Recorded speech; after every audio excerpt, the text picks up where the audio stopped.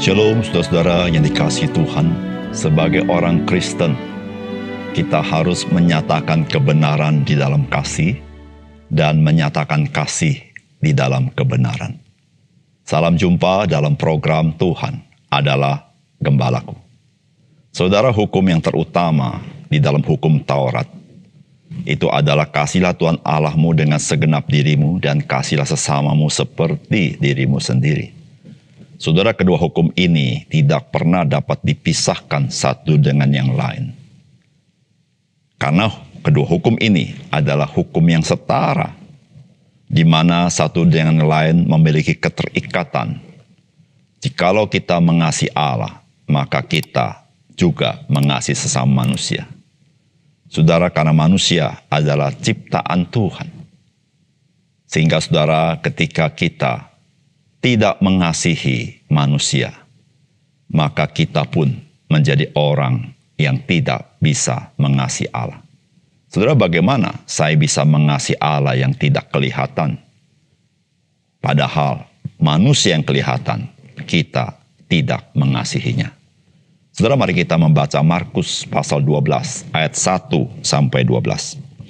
Lalu Yesus mulai berbicara kepada mereka dalam perumpamaan. Adalah seorang membuka kebun anggur dan menanam pagar sekelilingnya. Ia menggali lubang tempat memeras anggur dan mendirikan menara jaga. Kemudian ia menyewakan kebun itu kepada penggarap-penggarap lalu berangkat ke negeri lain. Dan ketika sudah tiba musimnya, ia menyuruh seorang hamba kepada penggarap-penggarap itu untuk menerima sebagian dari hasil kebun itu dari mereka. Tetapi mereka menangkap hamba itu dan memukulnya, lalu menyuruhnya pergi dengan tangan hampa. Kemudian ia menyuruh pula seorang hamba lain kepada mereka. Orang ini mereka pukul sampai luka kepalanya dan sangat mereka permalukan. Lalu ia menyuruh seorang hamba lain lagi dan orang ini mereka bunuh. Dan banyak lagi yang lain, ada yang mereka pukul dan ada yang mereka bunuh. Sekarang tinggal hanya satu orang anak yang kekasih. Akhirnya ia menyuruh dia kepada mereka, katanya, anakku akan mereka segani. Tetapi penggarap-penggarap itu berkata seorang kepada yang lain, ia adalah ahli waris, mari kita bunuh dia, maka warisan ini menjadi milik kita. Mereka menangkapnya dan membunuhnya, lalu melemparkannya keluar kebun anggur itu. Sekarang apa yang akan dilakukan oleh tuan kebun anggur itu? Ia akan datang dan membinasakan penggarap-penggarap itu, lalu mempercayakan kebun anggur itu kepada orang-orang lain. Tidak pernahkah kamu membaca nas ini? Batu yang dibuang oleh tukang-tukang bangunan telah menjadi batu penjuru. Hal itu terjadi dari pihak Tuhan, suatu perbuatan ajaib di mata kita. Lalu mereka berusaha untuk menangkap Yesus karena mereka tahu bahwa merekalah yang dimaksudkannya dengan perumpamaan itu. Tetapi mereka takut kepada orang banyak, jadi mereka pergi dan membiarkan dia. Saudara yang dikasihi oleh Tuhan, di dalam Tuhan Yesus mengajar, khususnya kepada orang banyak, maka Tuhan Yesus seringkali memakai perumpamaan. Saudara, perumpamaan di dalam konteks yang dekat pada masa itu merupakan cara mengajar yang sangat jelas bagi orang-orang yang mengenal konteks itu. Namun perumpamaan juga bisa menjadi satu rahasia di dalam pengajaran. Nah, perumpamaan hari ini yang kita baca sebuah perumpamaan yang sangat jelas. Sehingga orang-orang Yahudi, yakni pemimpin agama, mereka tahu bahwa Yesus sedang berbicara tentang mereka. Saudara, apakah pesan firman Tuhan yang kita dapati dari firman Tuhan ini? Yang pertama, apa yang kita perbuat kepada mereka yang Tuhan pakai bagi kita? Kita juga perbuat itu kepada Kristus. Saudara, firman Tuhan berkata, lalu ia menyuruh seorang hamba lain lagi dan orang ini mereka bunuh. Dan banyak lagi yang lain, ada yang mereka pukul dan ada yang mereka bunuh. Sekarang tinggal hanya satu orang, anaknya yang kekasih. Akhirnya ia menyuruh dia kepada mereka, katanya, anakku akan mereka segani. Tetapi penggarap-penggarap berkata seorang kepada yang lain, ia adalah ahli waris, mari kita bunuh dia. Maka warisan ini menjadi milik kita.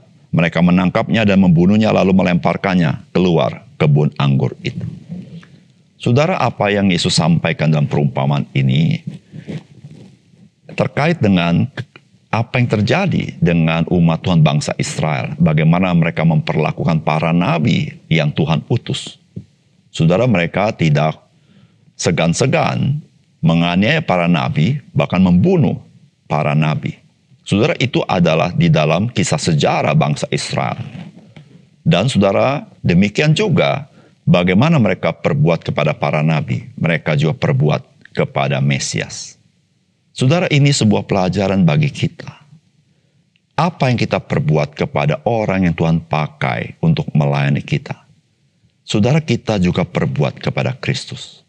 Saudara, seringkali dalam konsep kita adalah, saya menghormati Kristus, dan saya tidak peduli dengan orang-orang lain. Saudara, kita harus berhati-hati, karena Yesus Kristus kita tidak lihat, tapi Tuhan mengutus orang untuk melayani kita. Mengutus orang dipakai untuk menjadi berkat bagi kita. Saudara, ketika kita memperlakukan orang itu sebagaimana yang kita inginkan, saudara, kita pun perbuat itu sebetulnya kepada Kristus. Oleh karena itu, saudara yang kasih dalam Tuhan, marilah kita menghormati orang-orang yang melayani, menghormati orang-orang yang Tuhan utus. Sebab saudara, jikalau kita tidak mengasihi orang-orang yang Tuhan pakai, bagaimana kita berkata saya mengasihi Tuhan? Jikalau saya tidak menghormati orang-orang yang Tuhan pakai, bagaimana saya menghormati Tuhan? Saudara yang dikasihi oleh Tuhan, bangsa Israel menjadi cermin bagi kita. Bagaimana mereka memperlakukan nabi-nabi, mereka pun memperlakukan anak tunggal Allah ketika dia datang dengan cara yang sama. Saudara yang kasih dalam Tuhan, mari kita belajar mengasihi Tuhan dengan mengasihi saudara-saudara seiman kita. Mari kita belajar menghormati Tuhan dengan menghormati orang-orang percaya, orang-orang dipakai oleh Tuhan. Lepas daripada segala kekurangan mereka, kita menghormati mereka karena kita menghormati Tuhan. Yang kedua, saudara, ingatlah bahwa Tuhan berdaulat untuk memakai atau tidak memakai siapapun. Oleh karena itu, ketika Tuhan masih mau memakai kita bagi kemuliaannya, marilah kita dengan rela melakukannya dengan sungguh-sungguh. Saudara, firman Tuhan berkata, sekarang apa yang akan dilakukan oleh Tuhan kebun anggur itu? Ia akan datang dan membinasakan penggarap-penggarap itu, lalu mempercayakan kebun anggur itu kepada orang-orang lain. Saudara yang dikasih oleh Tuhan, apa yang Yesus sampaikan ini adalah gambaran tentang bangsa Israel, bagaimana Tuhan mau pakai mereka untuk menjadi berkat bagi bangsa-bangsa lain. Sebagaimana janji kepada Abraham, bahwa bangsa yang dituruti oleh Abraham menjadi bangsa yang besar dan menjadi berkat bagi bangsa-bangsa lain. Namun saudara, bangsa Israel telah menjadi bangsa yang tidak percaya.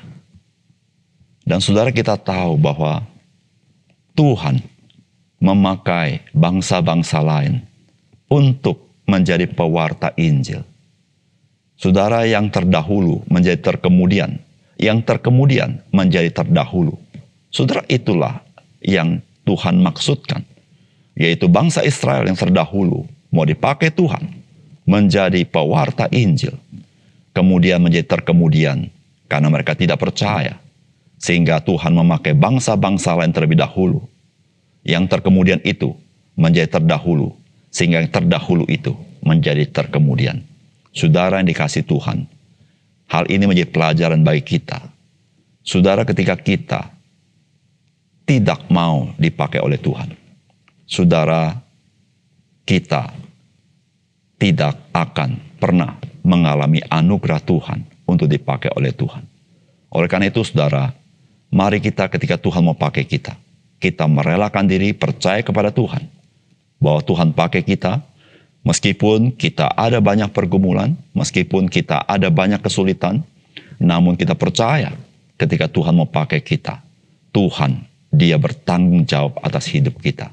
Oleh karena itu, saudara yang kasih dalam Tuhan, ketika Tuhan masih mau memakai kita, marilah kita percaya kepadanya. Jangan kita tidak percaya kepadanya, karena segala halangan-halangan yang kita alami, karena Dia Tuhan berdaulat. Jikalau Dia memakai engkau dan saya, itu semata-mata karena kasih karunia Tuhan kepada kita. Mari kita berdoa. Bapa surga, terima kasih untuk kebenaran firman-Mu. Biarlah Engkau meteraikan firman-Mu dalam hati kami, sehingga kami sebagai orang percaya, kami sungguh-sungguh sadar ya Tuhan, bahwa kami adalah orang-orang yang mendapat anugerah Tuhan untuk dipakai mewartakan kabar baik kepada orang lain. Terima kasih untuk firman-Mu. Dalam nama Tuhan Yesus kami berdoa. Amin.